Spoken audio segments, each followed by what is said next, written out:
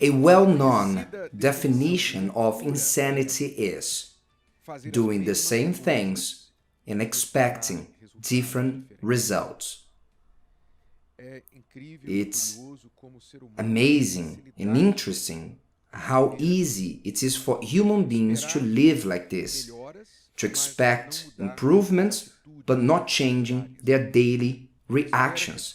They expect their finances, their health, their marriage, life will be better, but they remain doing the same old things.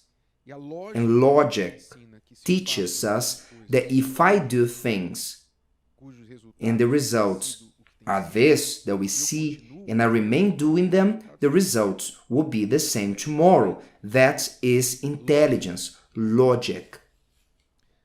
God says in His words in Haggai chapter 1 verse 5, "Now therefore, thus says the Lord of hosts, consider your ways." In other words, God gave the human being the capacity for analysis, a power that animals at most do not have, and when they have it, it is minimal. You know that there are animals which are hunters, predators, that they analyze the movements of their prey. The field with one objective, to hunt, kill, and eat. Their ability is limited to that, but the human being has a greater ability to evaluate, analyze, even themselves, to consider what is happening, what happened, what will happen, the future. God gave us this capacity that only He has, above us, only He has. But unfortunately, few people use this ability, especially to evaluate the course of their lives. We see, for example, in the story of Gideon, which you can read in Judges chapter 6, that the people of Israel in their time had done evil before God, disobeyed God, and had exchanged God for the enemy's gods. As incredible as it may sound, you see the God of your enemies, and later you want to adopt the gods of your enemies which did not protect them.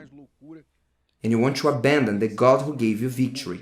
But was exactly what the people of Israel did. They sinned against God, they abandoned God, they raised altars for Baal in Israel. And what happened? As they themselves pushed God away from Israel, so God fulfilled their desire and left them alone. God doesn't abandon people. He just does what they want. If they don't want Him to interfere in their lives, He won't interfere. He respects you. If you don't want Him to interfere in your life, then He won't.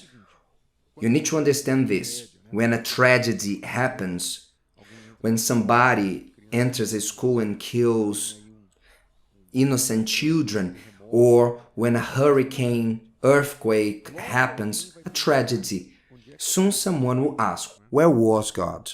Well, God was in the same place that you left Him when all was going well. In the same place.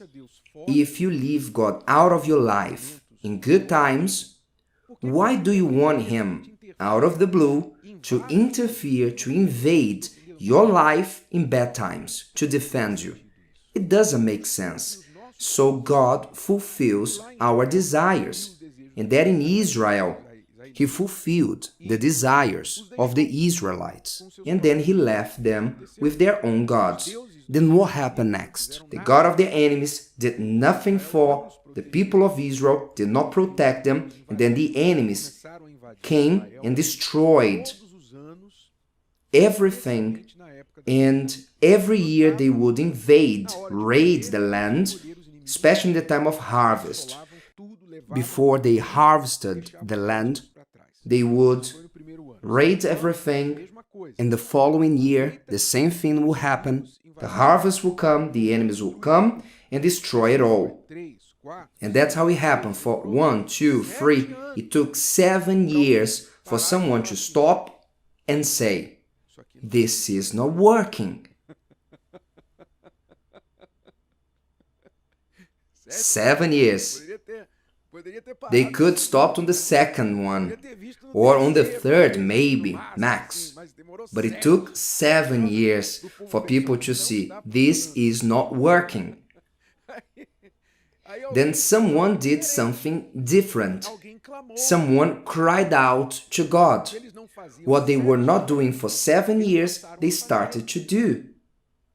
They cried out to God, God, help us, rescue us. We are at risk. Someone returned to God. Then God sent help. First a prophet, then the angel spoke to Gideon, then showed to Gideon that they needed to change. Guess what? Guess what?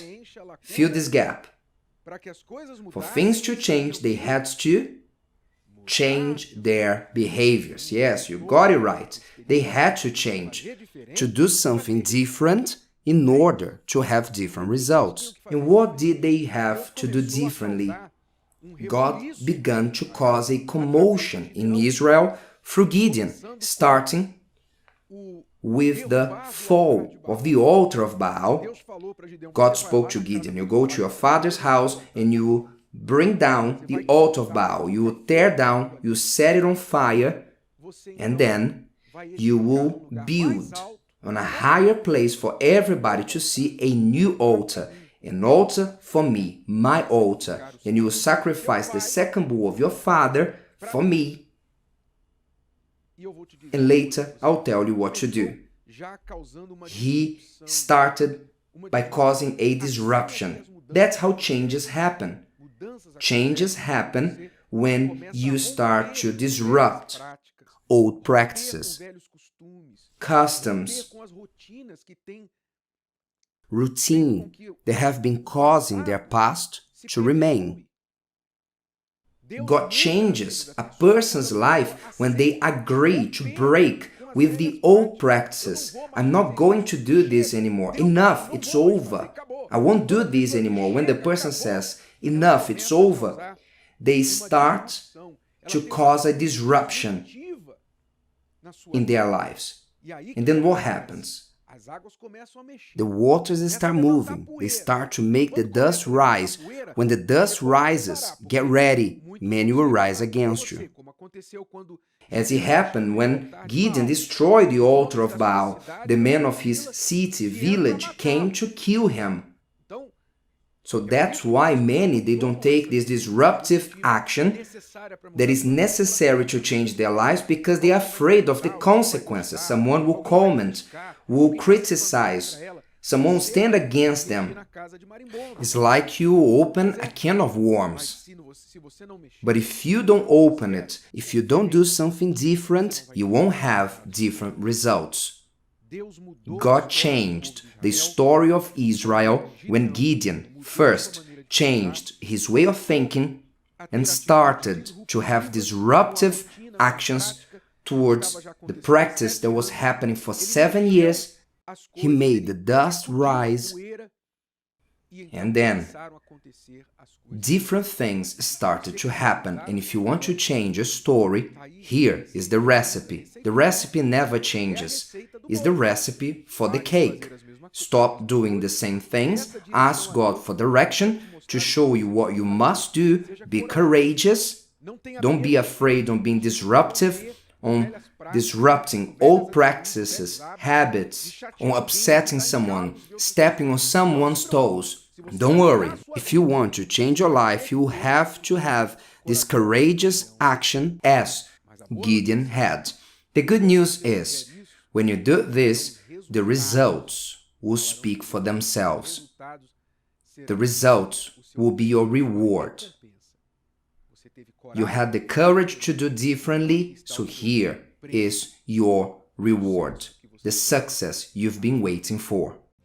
If today's video helped you and you know someone that could benefit from it, share it with them, and if you haven't subscribed to the channel, you may do so now. See you later.